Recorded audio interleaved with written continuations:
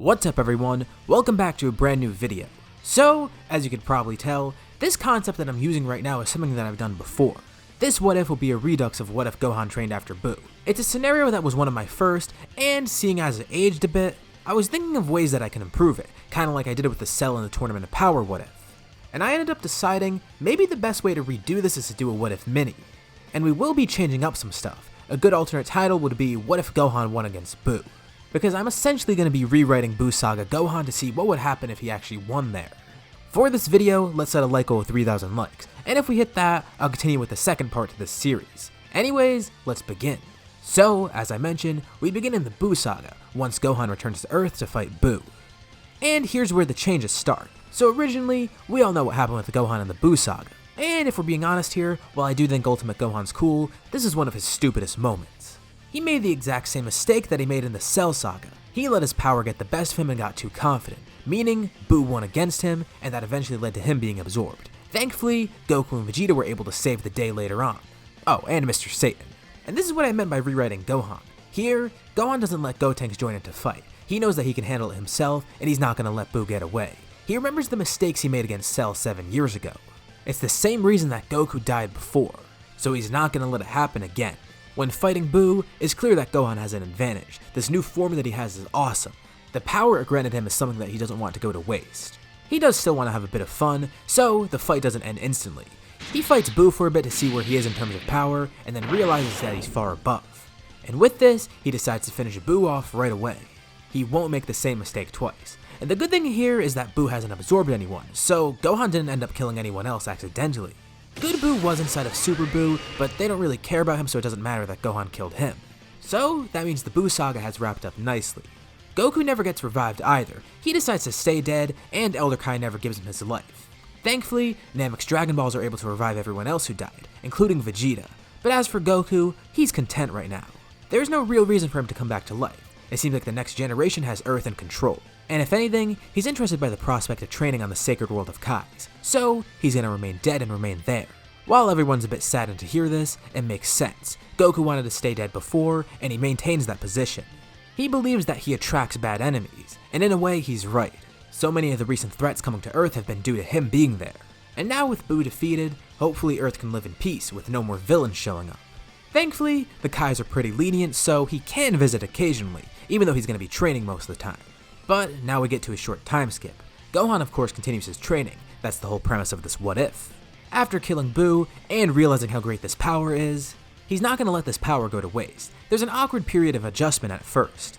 He has to try and figure out a way to train and balance his work and school life with that. But with the help of some others, he's able to find that balance. Most of his training will be with Vegeta and Piccolo, with Videl and Goten occasionally joining in.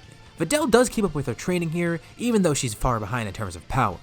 I really wish she never did stop her training in the original series, so at least we could do something with her here. But as you can tell, things on Earth are going pretty smoothly, and it remains that way for a few years. Well, at least up until Beerus comes to Earth. This starts pretty normal. Beerus wakes up, trying to find the Super Saiyan God. The first person he meets is Goku on the world of Kais. Goku's been training with Super Saiyan 3, and he's actually gotten decently stronger. That's one of the advantages of being dead. He doesn't have to worry about sleep, and with Super Saiyan 3, stamina loss isn't that big of an issue. So he's placed more focus on that.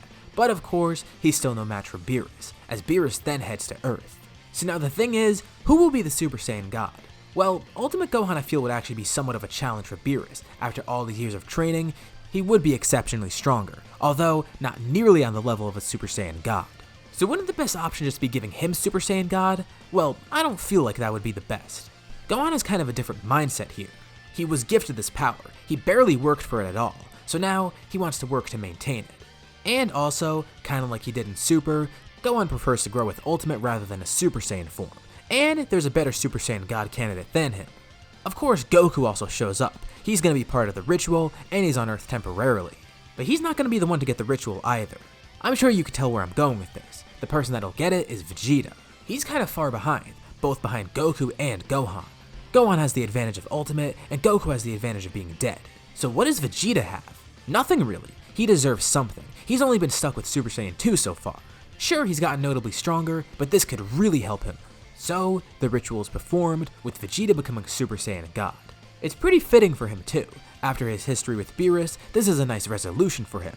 he actually gets to fight somewhat evenly with Beerus, although Beerus is holding back a lot.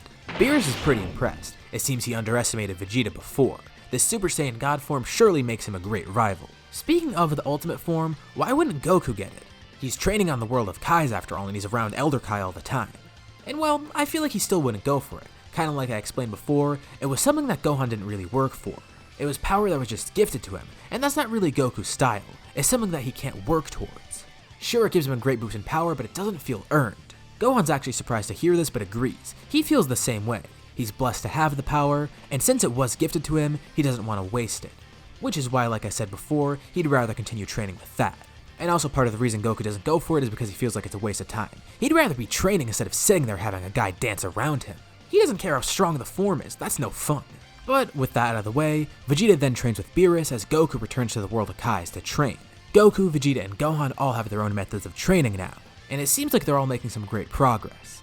And it's good that Gohan's keeping up with his training as well as other people on Earth, because a new threat is about to show up, one that's seeking Goku once again. Frieza is revived. And after a few months of training, he feels like he's more than enough to go to Earth and kill those monkeys. Too bad for him, he doesn't know that Goku's actually dead right now. But anyways, his army descends on Earth.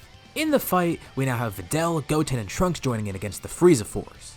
The group of fighters defeats the entire army relatively easily, and Frieza's actually surprised. Well, they weren't that strong anyways, but whatever. Frieza's still here and he's more than enough to take on these runts. But that's when Gohan steps up to fight him. Frieza's amused. Oh, this is that brat from Namek, Goku's son. He sure has grown up. He's even wearing the same outfit as Goku. It disgusts Frieza. But surely, there's no way he can match the power of the Emperor. Especially after his training, Frieza goes into his final form, and Gohan's not too surprised. This is something he's seen before, and while Frieza is stronger, it's nothing too exceptional. Without even powering up, Gohan's able to match the Emperor. But he knows what Frieza's capable of. I mean, he did blow up Namek after all, and he doesn't want that to happen to Earth. Something that Frieza also tried to do before. So, Gohan briefly powers up and defeats the Emperor. Frieza's surprised. Even after his training, his final form is no match for this Saiyan. But he tells Gohan, don't kill him yet. He has one more form up his sleeve. Frieza then turns golden, and Gohan still isn't too impressed. After all his years of training, and with how Ultimate works alongside his hybrid potential, he's likely above Golden Frieza. At least this will make for a fun fight for him. Gohan and Frieza clash, with a brief fight going on for a few minutes. Gohan's not doing it effortlessly, but he's clearly much stronger than Frieza, and he's somewhat holding back. But as we mentioned before, Gohan's not one to make mistakes here. He's learned from his mistakes in the Cell Saga, and similar to Trunks, he's one that doesn't screw around now. The fight with Frieza was fun, but he's gonna end it. He delivers a punch, one that hits Frieza right in the gut. As this happens, it's almost as if the golden skin on Frieza shatters, as he returns to his regular final form. Frieza's kneeling on the ground, and he looks up. With a single blast, Gohan kills him. And just like that, Resurrection F is easily solved. Following this, we're led into the Universe 6 tournament. So what would the team look like here? Well, Goku wouldn't be here, and I don't feel like Monaka would be on the team either. Vegeta doesn't really need a rival. He's trying to catch up to Goku and Gohan. Since Goku has kept up with his training and does have his own God Ki, Vegeta reveals that he's actually been training with Kakarot occasionally. Beerus and Whis allow it, because Goku is kinda Shin's student. And even though Goku's dead and shouldn't be meddling with the affairs of the living, Shin, Kibito, and Elder Kai are alright with it. He's just training, it's not really gonna change the course of anything. So, Vegeta's more than motivated here. He doesn't need Monaka or anyone like that. The team would most likely be as follows: Gohan, Vegeta, Piccolo, Goten, and Videl. Vegeta was chosen instantly by Beerus and Whis, while Gohan recruited the rest of the team, which is why Piccolo, Goten, and Videl are here. Trunks is a bit pissed that he's left out, but whatever. He'll have his time to shine soon enough, hopefully. The thing is here that he and Goten are actually stronger. They both have Super Saiyan 2, which they should have had in Super regardless, and with all their training they got exceptionally stronger. Videl is also still somewhat behind everyone, but she's been training with the strongest people on Earth for years, so she's definitely not someone to be underestimated. First up, she goes against Potamo. Of course, none of her attacks can really do anything to the Winnie the Pooh knockoff, but she's a pretty smart fighter, so she figures out a way to work around this. Potamo's legs and arms are pretty small, so why not just throw him out of the ring? He can't fight back if she picks him up. During the fight, she suddenly grabs onto Potamo, lifting him high in the air. Potamo flails as he tries to fight back, with Videl throwing him off the side. She's happy to have won, but then she sees who her next opponent is and gets a little bit scared. He looks exactly like Frieza. She's up against Frost. Even without the poison needles, I feel like Frost's power would still be too much for Videl. So, sadly she loses this one, but Goten's up against Frost next. Goten's gonna be a bit racist here, assuming that this guy is exactly like Frieza. So he emulates Gohan and tries to eliminate Frost right away. Frost can't even transform. Goten powers up into Super Saiyan 2, and with a single Kamehameha, he knocks Frost out of the ring.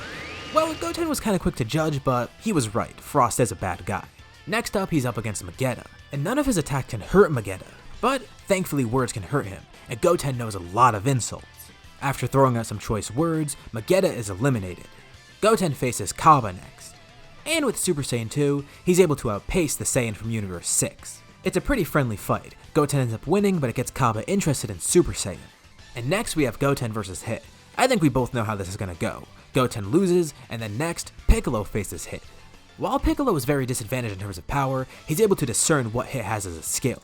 With how intelligent he is, he's able to work up a strategy, telling his teammates that, since he is pretty quickly eliminated. Next up is Vegeta, who reveals a form that he hasn't had a chance to show off yet. They've seen Super Saiyan God, but how about this? Super Saiyan God Super Saiyan, or just Super Saiyan Blue for short. With how motivated he is and how great his training has been, he's learned some great things, both from Whis and from his training with Kakarot. Plus, now that he knows Hit's strategy from Piccolo, Vegeta's able to work quickly before Hit can improve his time skip, and he's able to trip Hit up by using the Super Saiyan God to Blue switch. He lunges towards Hit in Super Saiyan God but attacks in Blue. Vegeta's a smart enough tactician to figure out a way to defeat Hit, so I figured that it would work here. And with that, Universe 7 wins the tournament. Gohan kinda got a taste of his own medicine, now he knows how Trunks feels. He didn't get to fight at all. But whatever, he's happy that it at least went well. And while this arc wasn't incredibly different, the next arc will be. Zamasu of course ends up stealing Vegeta's body instead of Goku's. Seeing that he's mocking a god's power, and that Vegeta seems like one of the strongest here. And stealing Vegeta's body was the first mistake that he made, because that makes Vegeta's hatred for him much more personal. Trunks shows up in the past like normal, surprised to find out that Goku's dead. But in the midst of catching up with everyone, Vegeta Black then shows up out of nowhere, kinda like Goku Black did.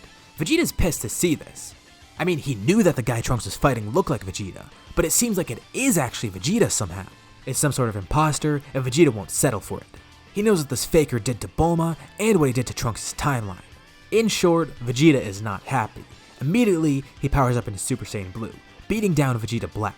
Vegeta Black seems strong, but against Super Saiyan Blue he stands no chance. Quickly, the imposter tries to escape, creating a portal with a time ring, but before he could even head in, Vegeta launches a massive final flash, which hits Vegeta Black just as he enters the portal. In the future, on the other side of the portal, Zamasu looks up, seeing a massive beam, and inside it, he can make out the silhouette of Vegeta Black, being turned into dust by the final flash. The portal closes and the beam dissipates. A time ring falls to the ground, alongside the glowing dust of a Potara earring that has been broken from Vegeta Black. Zamasu's just stunned. What happened? Back in the main timeline, before Trunks goes back, they not only need some fuel for the time machine, but Trunks is advised to stay regardless. Given the odd identity of Vegeta Black, they want to figure out his origin and see what's going on. It seems he has some sort of relation to Akai, so Shin is called in by Beerus and they prepare to go to Universe 10, going to find their main suspect. They ask if anyone wants to come, with Vegeta wanting to go along. But just as they're about to leave, another portal opens, and out of it comes prime suspect number 1, future Zamasu. Oh, well, that makes it easy. Beerus got the answer he needed. It was Zamasu behind this. Vegeta's not impressed. Oh, another one. Well, he and Gohan should be able to take on this Kai pretty easily. Hell, even Trunks can do a great job against him. Trunks doesn't even know who this guy is. But Zamasu is clearly angry. First, he blows up Trunks' time machine, and then he sets his sight on Shin. Shin is terrified as Zamasu rushes towards him, but Gohan guards the Supreme Kai. Beerus then steps in, grabbing Zamasu's arm. Alright, he's seen enough. He sticks out his hand, and Hakai Zamasu. But Zamasu regenerates. Oh, that's interesting. Only immortals can do that. Well, if this guy is immortal, Beerus has the solution for that. He commands Whis to give him a container. And since he can't destroy the Kai, he might as well seal him. It's the technique that Whis mentioned before, possibly what Beerus did against Elder Kai. But you know what? This time he'll make sure it's something that can't break. So, he seals Zamasu and then travels to Universe 10, telling Gowasu and Romeshi about everything that's happened. Present Zamasu is erased, as Gowasu then takes a container with future Zamasu. He'll make sure to guard it so this Zamasu never escapes. Wow, thank God Trunks traveled back in time. This just saved everything. Although, it kinda sucks that his time machine was destroyed, but thankfully Bulma can recreate it. Actually, no, Beerus and Whis arrive back. While they do sympathize with Trunks, they'd rather him not have this time machine. So, as a punishment, they decide he can't make it, but Whis will take him back to his timeline. Trunks understands, lucky that he's even getting away with this, knowing that he broke a pretty severe universal law. Trunks thanks everyone and says goodbye, and just as quickly as he arrived, Whis takes him back to his original timeline. That was a pretty short reunion, and as you could probably tell, everything's going pretty smoothly so far, but there's still 2 more arcs at Super that I have to cover. So, I'll end this first part here for now. So what did you guys think about this part? What do you think will happen next time? What developments will we see with Goku, Gohan, and Vegeta? And how strong do you think the 3 of them can get? Leave all your thoughts and suggestions in the comments below. I'll be sure to check them out and see what you guys think. As always, if you liked the video, be sure to drop a like, and let's try to hit that like goal from the beginning of the video. If you haven't already, why not subscribe, as well as hitting the bell icon to get notified about any future parts of this What If, or any other videos that I upload on my channel. Thank you all for watching, and I'll see you on my next video.